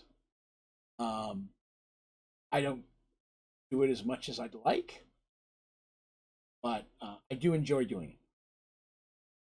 But it's definitely repurposing happens more to suit my needs. Great question. I appreciate that. By the way, you got D&D questions. Throw them at me. I love that kind of stuff. What we were talking about, again, with adventures, what we're doing right now and what we've been talking about today is one of the spots where I've been struggling a little bit lately. Seraph's side of the story, I know exactly what I'm doing. 100% down, I know what's happening. The artist's side, which I'm calling, and again, I touched on this earlier, I call it the artist side. Artist is not more important than anybody else in that group, by any means. But she is the de facto leader, at least at the current time. And I don't want to say that everybody's name every time. Oh, the artist may have peddled, but I don't want to go through all that. Earlier, if you weren't here earlier, you want to go back and watch some of that later. We did talk about them and their levels and their skills and what whereabouts each of those characters are on a D&D level based kind of thing. We did go in a little bit more depth on those characters. But they're in the kingdom of Caradon. I know what the big bad is. Big bad's not always a person. It could be a force, a person, a monster. It could be a curse, could be whatever. It could be a sandwich. I don't know. But I know what that is. And I have some things they have to do within that kingdom to get to that point. Deal with whatever that is. But I've been struggling with what do they deal with in the getting there? What happens between those story points? I was saying earlier on that one reason I feel I've been struggling is when I write Dungeons and Dragons adventures for players, the first thing I do is I get out my monster manuals and I'm like, okay, cool. What do I want to have them fight? Maybe I find a boss. And we were talking earlier about the Frog Hometh. The Frog Hometh I found, and so that adventure, the whole section of the swamp ended up in the adventure because I wanted them to fight the Frog Hometh. And there were 3 or 4 different fights. There was the hag with the necklace that no one knows exactly what that is going to lead to, but it's going to lead to something. Who they had to go get the necklace for and deal with all that. Snakes and something. There was all that going on. But all of that swamp battles and fights and everything was just because I wanted to fight a Frog Hometh. So it's fun to do that. And I found the Frog Hometh. I'm like, okay, they're in a swamp. What else goes in a swamp? What else could I put in here? While they're in there, that could be fun to deal with. Giant mosquitoes, what's happening, And that's where I found a couple different things to deal with. Another good example of that would be when they were getting ready to fight the Emperor of Ormond for the big battle, finishing battle with him. Sandwich of Ultimate Evil. No cheese on it. No meat. That's how you know there's something wrong with it. Unless it's just a grilled cheese. Or peanut butter and jelly. Peanut butter is basically meat. A hot take from Onlydraven Gaming. Peanut butter is basically meat. So, in that one, there were several groups that had to split up, right? They had to all go and go for these magical artifacts at the same time. It was a way for me to break up the groups and let the characters get to really deal with some of the NPCs. So now it's, Darsh and Dandy and 3 NPCs that they don't normally get to travel with. I get to add some more depth to those NPCs, maybe kill 1 or 2, whatever the case may be. But there's a chance to get to use them in different ways and let them deal with some people that they haven't spent a lot of time with, but who we all knew existed in there. Knee deep is exactly correct. Yes, knee deep. That was not planned. The knee deep thing was just me in the moment being a goof. So that was a great example of me trying to find things. I'm like, okay, I want them to go to very different types of terrain. So right off the bat, I knew a group was going to the desert. The desert one ended up being first in the telling because that was the first one I wrote. I knew that was going to happen. They were going after the Bonelands. And so I was like, what do I want to have in here that's desert-based stuff? And I was like, well, I really want to have Sphinx. Not as a villain, but as a source of information. And I don't think I covered it much in the actual telling, but I might have, I don't remember. But when we were playing it, I had a list of riddles for the Sphinx. And we rolled to see which one they got asked. And they had to get like 2 or 3 out of 5 right or something in order for her to help them. It was a fun thing to get to do, add a little puzzly type stuff. And they weren't allowed to Google it. Even though I totally Googled the questions. That's me.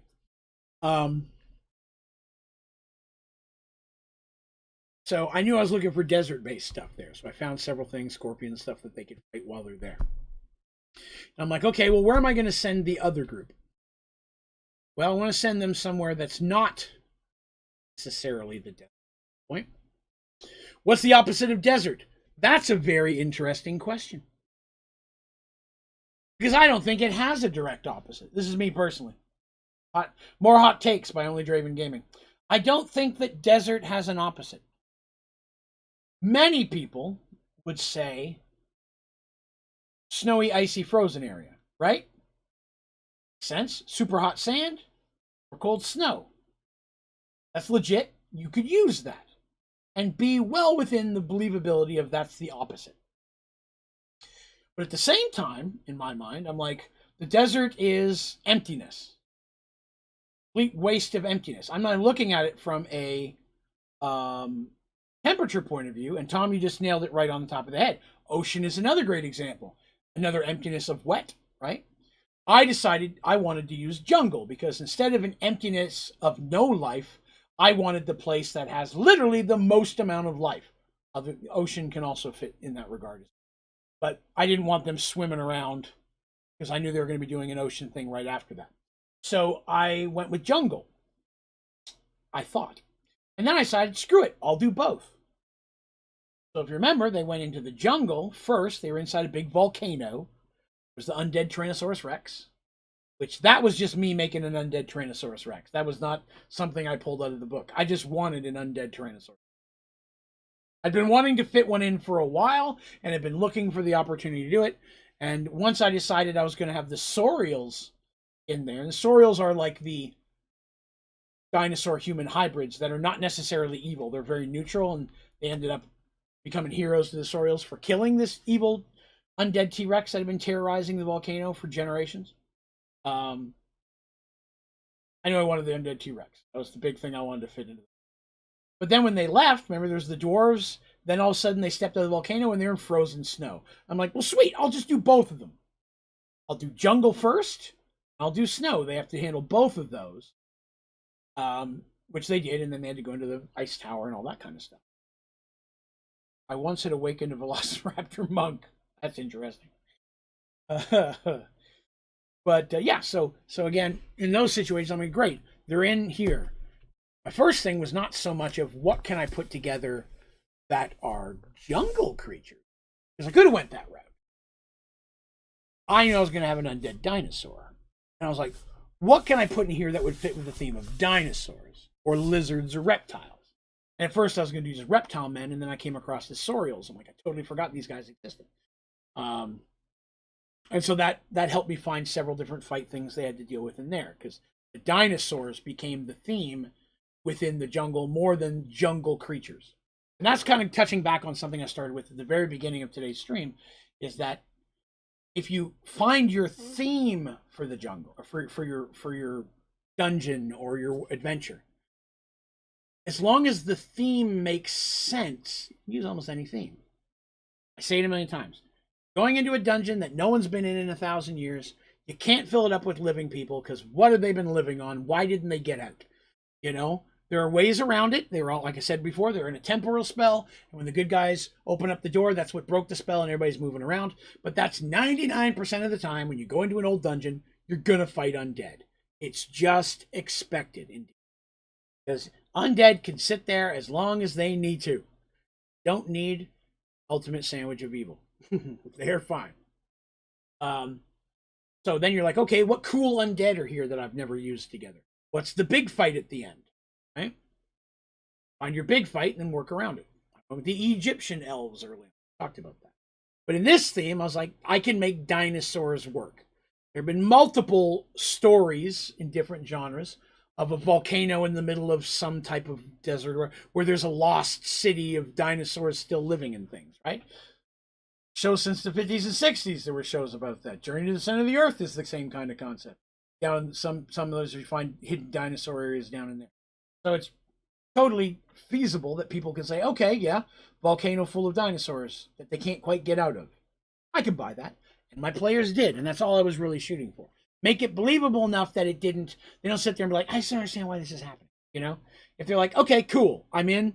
You've sold me. Now I don't have to think about it. Let's fight dinosaurs, lizards, or whatever. Land of the Lost. That's what it was, and I couldn't think of the name of it. Thank you, Terry. Land of the Lost. Great example. Same basic concept. I just made mine dinosaur people and an undead dinosaur, but very close to that concept. There's no such thing as an original idea. Not completely. There's always been some version of it somewhere. How many adventures and stories and books have you read that when you really get down to the core concept of the entire thing, it's Romeo and Juliet? I mean, you know, just how that works, you know? I mean, you could even tie that to the current Mergedworlds stuff, right? Seraph and Dina. You could even go Romeo. I never really put that in my head until now, but that could definitely be an incredibly wild take on Romeo and Juliet. Man and girl from different genres, different races, who want to be together, and the world's keeping them apart. Easy to fit that same type of narrative. Colonel says, but yet the undead need actual food. Still fresh flesh to keep their brains active. Well, not necessarily. That depends on your genre, correct? A lot of difference on it. If you go by Romero, which is still my opinion, father of zombies. Zombies are slow, first of all. Always. But they eat the brains, they're attracted to the brains. There's no real reason why they want to eat the brains, but their bodies will still rot and fall apart whether they're eating them or not. That just depends on your DM or storyteller and what route they want to go. I really liked the idea in World War Z, the movie, that these, not the fast zombies, because World War Z, the book, they're slow, and I would rather them be slow. But I did like the concept of they don't touch people who are sick. They sense that there's something in them. Eating them is diseased. I don't want to eat this person. They've got cancer or either whatever the case is. They're like, you know, they can smell there's that medical problem there. So they just ignore them. Like, they don't even exist to the zombies. They ignore them completely. I'm like, what an interesting idea. I don't ever remember, I'm not saying the first person who did it, but I'd never remembered anything like that. And that was not a concept in the original book at all, which I adore. World War Z, the book. I've read it multiple times. Cannot recommend it enough. Like zombies, even a little bit. World War Z is a phenomenal book. It's nothing like the movie, but I enjoyed the movie. I just looked at them as two completely different properties. Shared the same name. There's no Brad Pitt character. There are some things in there that you'll say, oh, that's reminiscent of this in the book, but majority of it's completely original.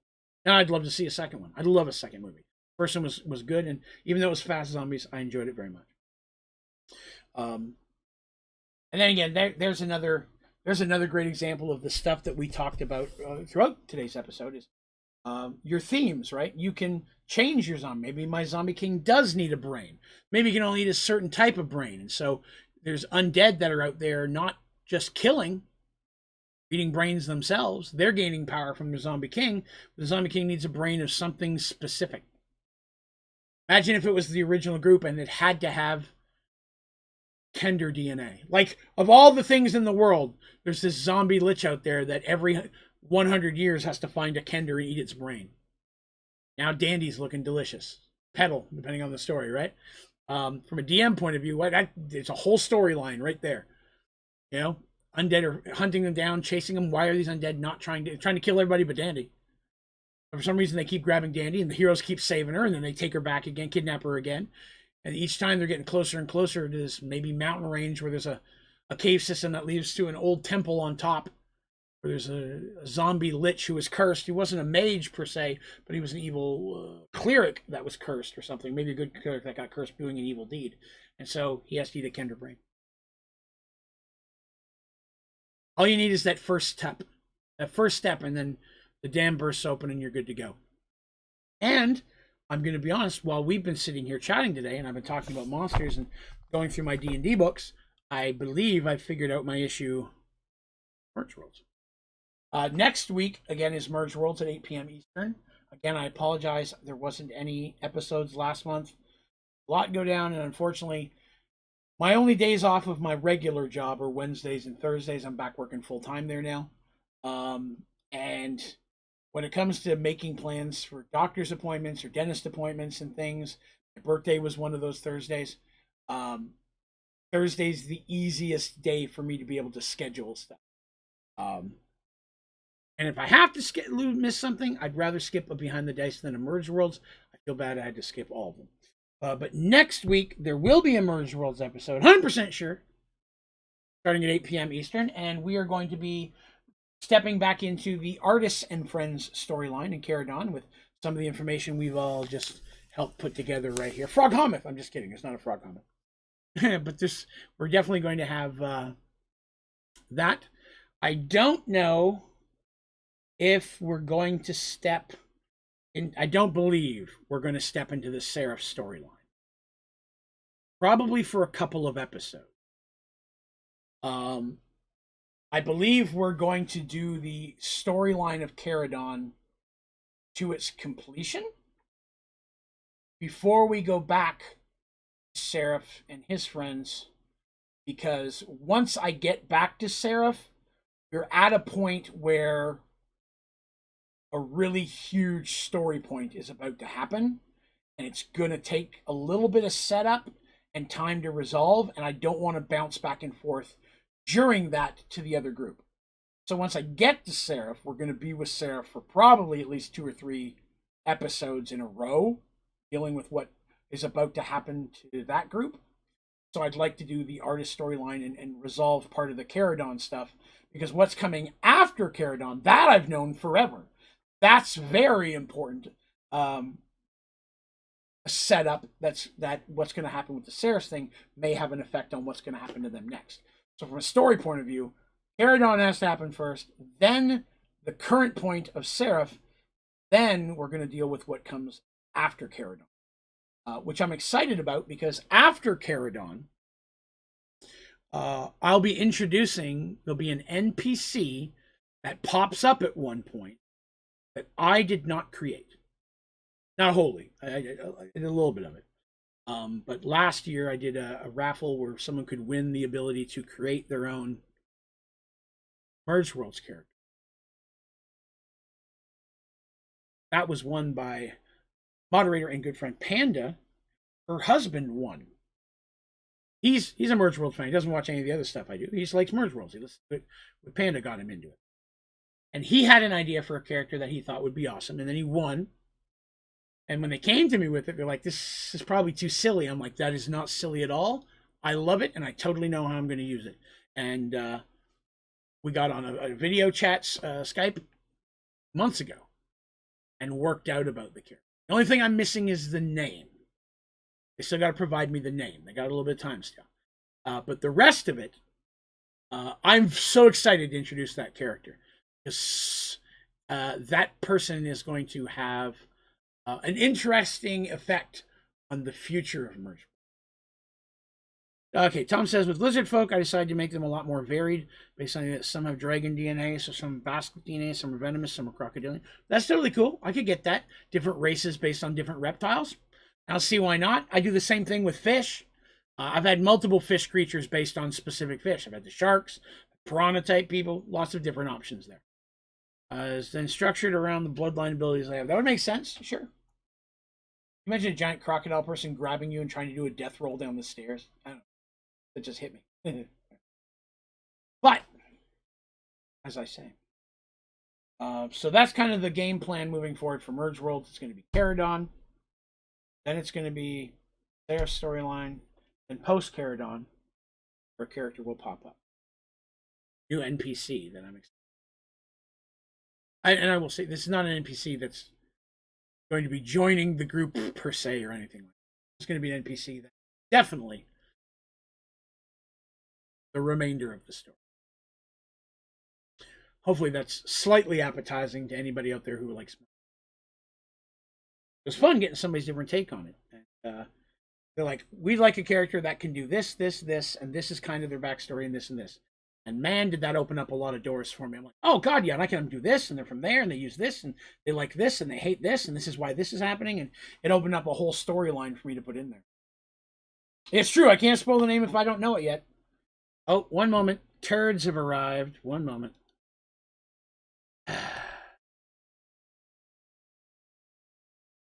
report.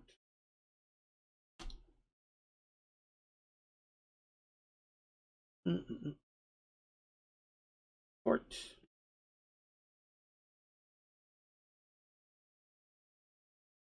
I like to try to report as many as possible. Yeah, it's a bot.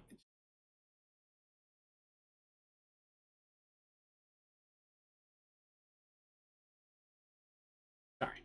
Happens. Not much can be done. We get them a lot less now that I've set it up where you have to be a subscriber of the channel for at least 5 minutes before you can start posting. That's eliminated a lot of them. Over on Twitch is set up the same way. And I do feel bad because some people are like, oh man, I really wanted to ask you a question about whatever you're talking about. I mean, Minecraft or whatever. But I had to subscribe and wait 5 minutes before I could ask you. I'm like, yeah, I know we're a little past that, but it has drastically cut down on the amount of that. Oh, I appreciate that, Awkward Mancer. Thank you very much. I report it as well, but when multiple people do it, it definitely has a better chance of getting taken care of. Always the same trash. There's even a swear word in the name. Like, how did that not get blocked? How did that account make it through? That'd be easier just to remove that as an option for. Oh well. That being said, I think we're getting pretty close to the end of what I was wanting to chat about today. I know mostly it's just been sitting here looking at my ugly mug. We finished up a map at the very, very beginning of it, but today was really more of a discussion about creating the story, and it's something I touch on regularly in this series. I try to bring different takes and add or upon it take in different ways. Like from this time was based on more of a writer's block. You know, if you're a writer, and this doesn't have to be D&D, but D&D specifically, just thumb through your monster books, whichever generation. If you're 5th edition, there's lots of them. 2nd, 3rd, they're all out there. And another good idea, to be honest, if you're playing something current, and you're playing 5th edition, absolutely no reason you can't go back and look 1st, 2nd, 3rd, 3.5, 4th edition monster books. You can get your hands on them. Not everything makes it through to the newest generations or drastically gets changed before it gets there. Sometimes better, sometimes for worse. I found several cool monsters in the 5th edition Dungeon Master Guide that I'll be bringing into the story that just don't exist in 2nd edition. Or if they did, a book I never got a hold of. I got a lot of them, but I don't have them all. Thank you very much, Terry, as well. And Justin Ramirez says, I really enjoy your content. Hope I never stop uploading. I'm going to do my best not to ever stop. I really enjoy doing it. I haven't got to upload on YouTube here as much as I have been. I need to get some more tutorials up. I'm going to have a couple Rustic Water 2 tutorials I'm putting together. So we're going to see some of those in the next couple of weeks. Mergedworlds is back next week. So yeah, a bunch of stuff like that. Tom says, that's how I found out about shard mines, gibbering orbs, and saurians. Yeah, there's a lot of really cool creatures. Again, when you look at, again, this is maybe not even a third of the 2nd edition monster compendium.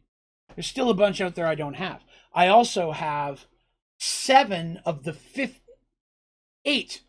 15 binder ones, because like I said, early in the game, they came out as a pack of, the very first one was a big binder. It came with papers you put in there that looked exactly like this.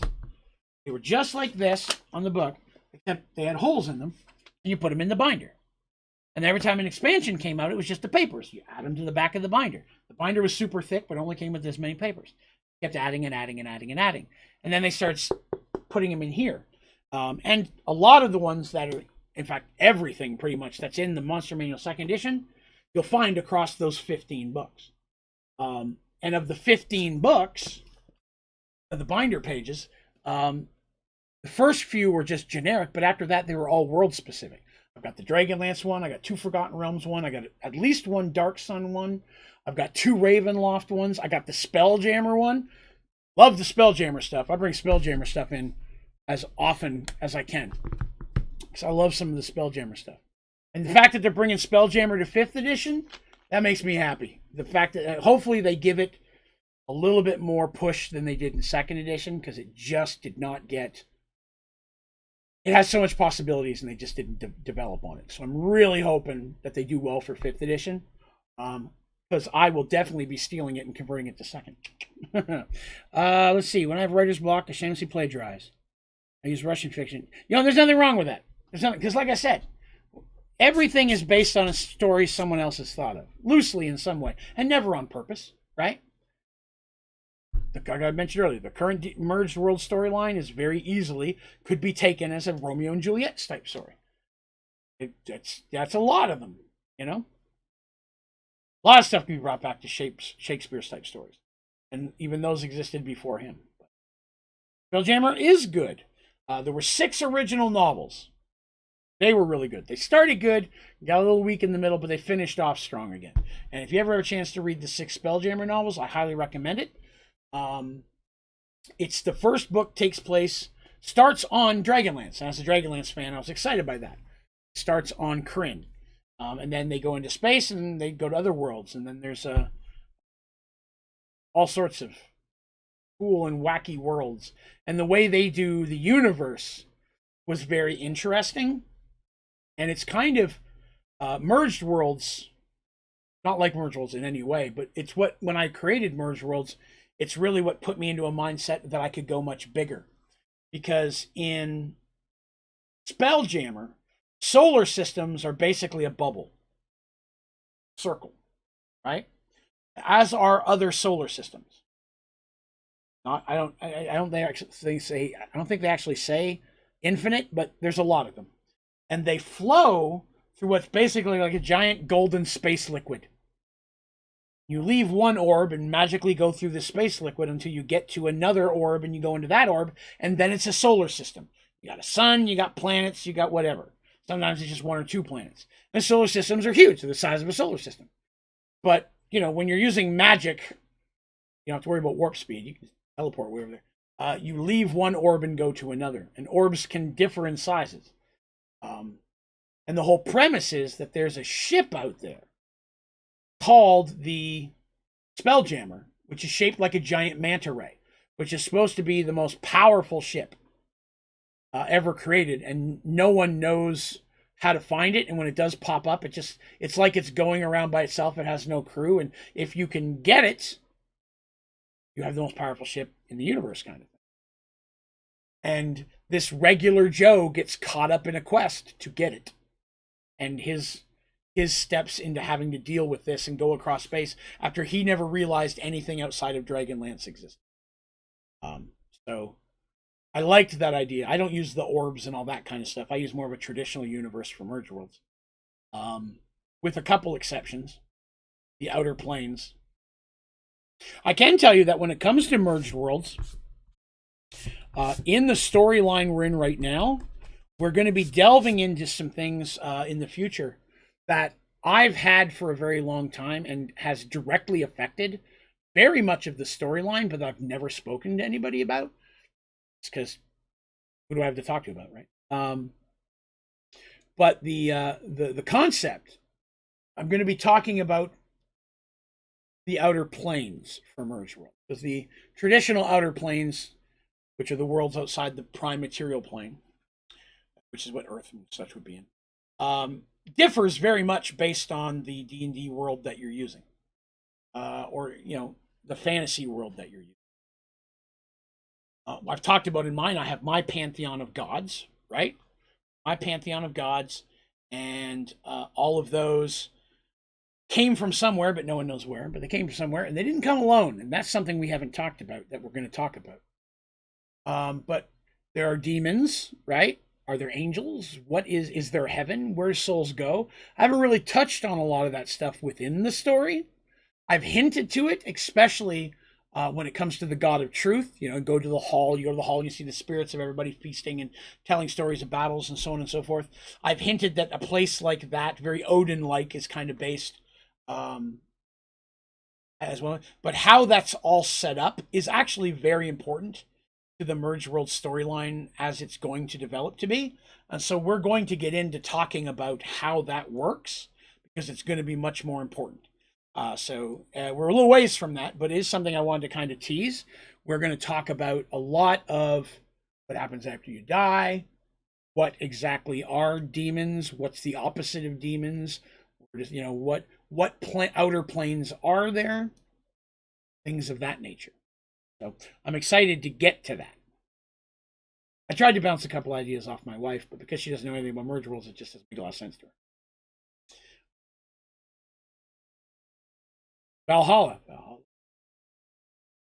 So one last thing I'm going to touch on today before I slide off, and if you'll bear with me a moment. So some of you know that I did a donation goal earlier this year to get some custom art made for the gods for Mergedworlds. My goal is to have holy symbols for every one drawn up in two different ways.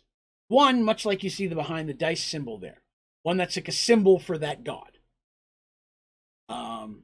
That people could use, characters could use. I'm probably putting on merch, keychains, things like that. And then I'm going to have a version of that where it's on the medallion or the holy symbol.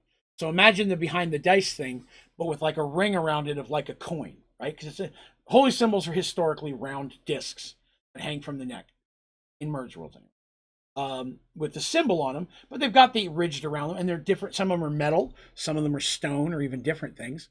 I could very easily see a Quadius being made out of coral or something like that, like a really hard coral. But they're gonna be made of different things. And our artist, Shadowcast, one of my very best friends, and she has done all the art, including behind the dice. She designed all the ODG symbols. All that stuff came from her. Medallions is correct. Thank you, Aquaman. She's working on that. We hit the goal. She's currently creating on those. She did give me some of the examples. I thought I'd share some of that, give you guys a sneak peek of what some of this looks like. Some of this stuff is just starting. These are all just starting sketches. We're working on different stuff. And so some of these things will probably end up being somewhat different, but we looked up a couple here for the different gods. So Minara is the goddess of light, right? For Tavian, we're going to go with number 1, which is always meant to be the two water droplets slightly overlapping each other. There was one I liked one better. Saoirse is the goddess of nature. I really like the way she's done the leaf here. I like the swirl on it a lot. Zorn is the god of truth, also known as the hammer. For Maleka, the goddess of feast and harvest, she went with wheat, which I think is a great idea. For harvest and such, very often wheat is one of the more common things, and traditionally beers made of wheat. And then Leia Leon is the goddess of song, beauty, and art, also known as the bard god or the muse. So her symbols, I had a symbol that was a harp. Her symbol, way better than what I drew. These are just rough sketches she put together. The end thing are going to be much more detailed stuff in here, but this is just the ideas that she sent over when I kind of said what I was interested in. Some of the gods I had nothing for. I had absolutely nothing for Maleka. I had no idea. I'm like, whatever you think works, and I like everything she came up with. Let's see. This, Mavael, the god of knowledge. Coram, god of war. Historian, god of business and trade. And that is very much like what I designed for mine. And I knew I kind of wanted cross weapons in a book. For Kiara, goddess of time. Thorin, god of the mountain. So we got an anvil there. Protovarius, I'm very excited with, because I had a really poorly drawn dragon wing. And she's going to do this, but symmetrical. There'll be one on each side. So like the dual wings. And I really like that for the dragon god. I'm so excited for this one. And then Delovian, the all-seeing eye of magic. I really liked that idea, because I had nothing for Delovian. I knew I wanted some type of a hourglass for Kiara, but what she did with the sand in the middle, I didn't have any of that. I like that a lot. The Thorin one is very close to what I had originally for the anvil. Again, I'm excited to see what her finished stuff looks like. But I'm very happy for this symmetrical wings thing. Looks really nice. That'll be the gods of neutrality. Or the gods of evil. And some of these were works in progress. But Elizon for the god of darkness, which fits really well with the whole merged world moon thing. Halana, that's based on my original design, which I like a lot, because it's like the two Reaper scythes. For Aquadius, she went with a wave, which also fits really well for the moon theme of Merge. I really like how many of those things tie in. And then for Pandora the Goddess, I liked this one better. We're going to do this. The star might be a little bit bigger and the tail may even come around more. I'm not sure yet. And then that's the 9-pointed star of, let's see, is the 9-pointed star for the 9 points of Pandora. So originally I just had a star. I said a cat in there would be nice, and she made the cat a star, and I like that even better. Sherrick for the god of pestilence and disease, a rat. Makes sense. And this, she said, was not sure if a rat's her idea. This is just a rough line. Jadenon is the god of gambling. And that's pretty much the same thing that I had there, so that's a lot. And then the last ones are Omnion and Anyana. Not so fucking crooked. I love her to death. Shadow's my favorite person. So for Omnion, it's going to be Anyana is perfect circles. But with him, it's going to be more of the twirl. So we have the, and then what we're going to do is we're going to put together some type of half and half combo for the symbol of Omniana together. So Omnion, Anyana, Anyana. And his colors are black and blue, and hers are red and white. So she's going to mix those two together. You know? So again, this is, I like the idea where we've got the chaos and order. This, like we talked about this one. I know what, this was just a basic idea what she's looking at. What the next one she sent me on this, which I don't have with me, is also very cool. Very big drawings. That's her. That's her hand. She has a very big art book. Starring the cattail might work. Yeah, I gave her a couple ideas. And like overall, I love everything she came up with. So I'm excited to see what happens there. I like how a lot of the symbolism is common as mud. Make it easy to comprehend, and that's it. You know, I wanted when a person comes walking up with this symbol on their thing, I want everybody to know, okay, well that's obviously Aquatius. You know, everything will fit within a circle because a circle is the key point. And these will go perfect for the circle. Perfect circle. But yeah, so I've had those now. She's, again, it's going to take a while. She's drawing them all up. And when she does put them together, she has to do them in several different formats. Some for merch, some for be able to use symbolism and things. So I get like 6 to 8 different versions of every one she does. So it's not an overnight thing. She's putting a lot of work into this, and I'm already super excited just at those proofs we've seen. I can't wait to see what some of the finished products come up. But I'm definitely going to have that stuff up on the merch store. I do have a merch store, Onlydraven.com if you're interested. Get shirts and posters, and mugs, and clothes, and all that kind of stuff. Stickers. I'll definitely have them available on stickers. Stickers sell well. People really like the stickers. I try to make them as cheap as I can. That way people can have them. It's not a money-making thing there. I just want people to like the stuff. But I'll have a shirt for every symbol. And I'm going to try to have a keychain for every symbol. So if I have the access to make round metal keychains, it'd be almost kind of like having a holy symbol on your key.